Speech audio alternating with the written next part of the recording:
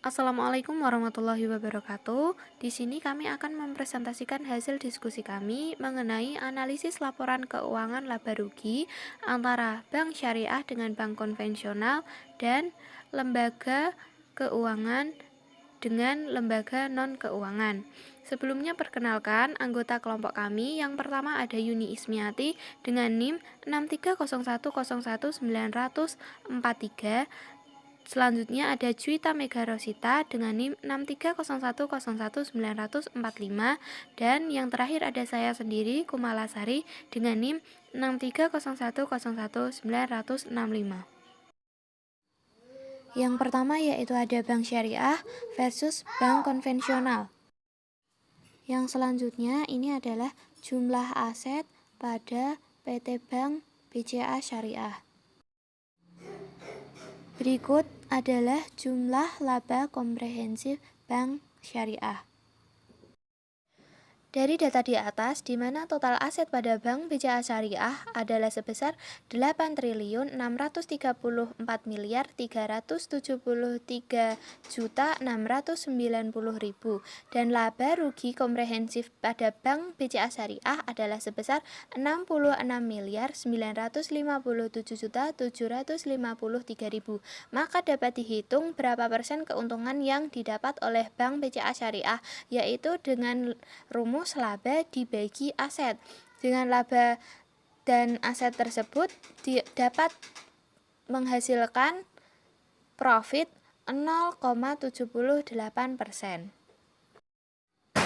Yang selanjutnya yaitu berikut ini adalah laporan keuangan jumlah aset dan jumlah laba rugi komprehensif dari bank konvensional.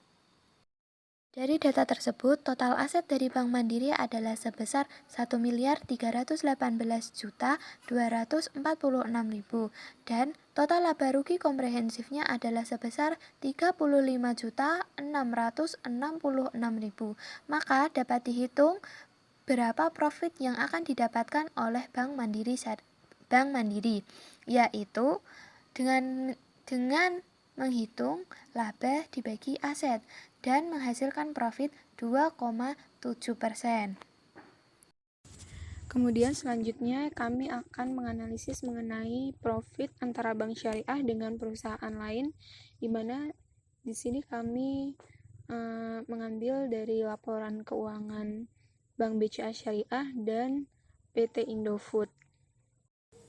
Kemudian di sini ada laporan keuangan dari PT Bank BCA Syariah, di mana aset yang dimiliki oleh Bank BCA Syariah itu sebesar 147,8 triliun untuk aset tetap dan 372,6 triliun untuk aset lain, sehingga total aset lainnya adalah 372,6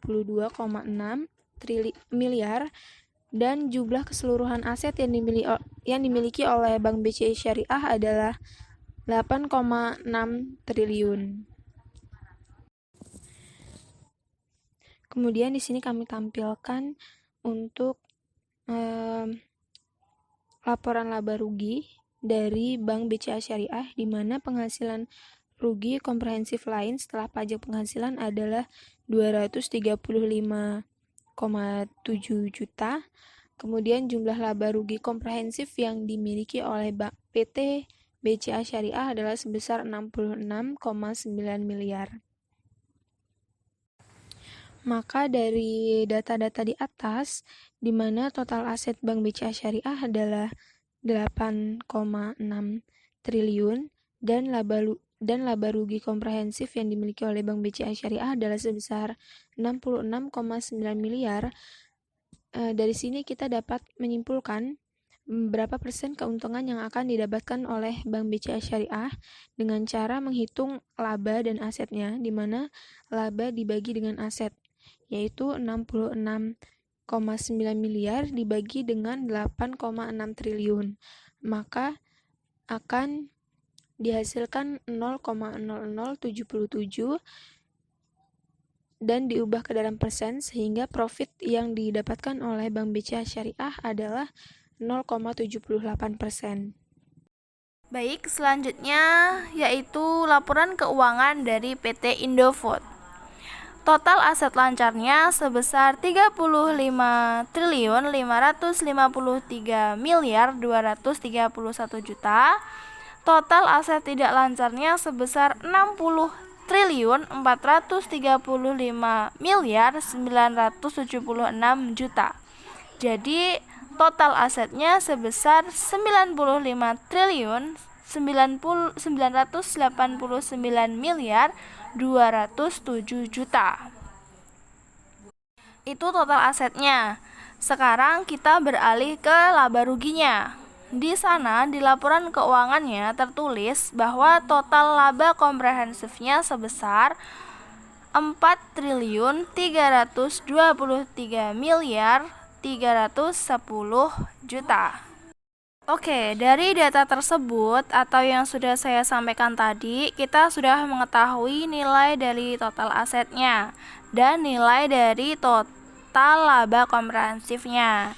Nah, sekarang kita bisa nih menghitung profitnya dengan rumus laba dibagi aset. Labanya tadi 4.323.310 juta dibagi asetnya 95.989.207 juta, sehingga mendapatkan nilai 0,045. Kita ubah jadi persen, jadi 4,5%.